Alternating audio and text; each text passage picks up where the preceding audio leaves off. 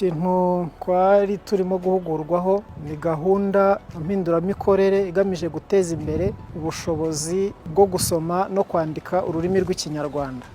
Ikintu cya mbere nungukiyemo nongeye kwibutswa ko ababyeyi bafite uruhare ntakuka mu kurushaho gufasha abana basubiriramwe abana mu gihe cya nyuma y'amasomo. Ubundi twari tuzi ko uburezi ababyeyi twabuhariye abarimu, ariko ikintu gishya nabonyemo nuko natwe ababyeyi batuzanyemo kugira ngo natwe tugire uruhare mu burezi bw'abana bacu no kugira ngo tugire uruhare guhindura imyandikire n'imisomere y'ikinyarwanda. Twabonye ko umwana yiga neza binyuze mu mikino n'imyidagaduro, bityo dushobora gukoresha amakinamico, twakoresha imivugo, twakoresha impano, twakoresha imbyino gakondo, twakoresha uburyo butandukanye.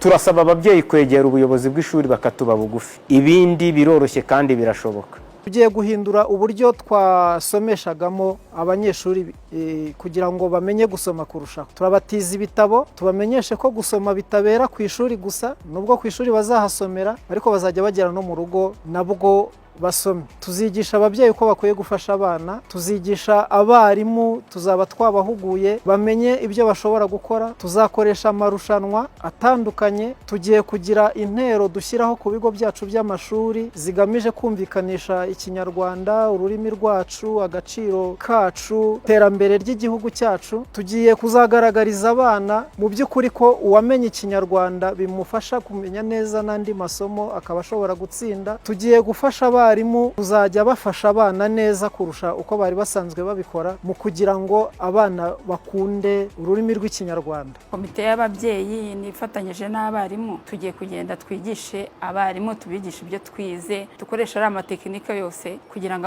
abana bashobore gukunda kwiga ikinyarwanda. Hari uburyo batwigishije tuzabigisha kugira ngo iyo mihindukire yo kwiga ikinyarwanda no kugisoma neza ijye mu buryo.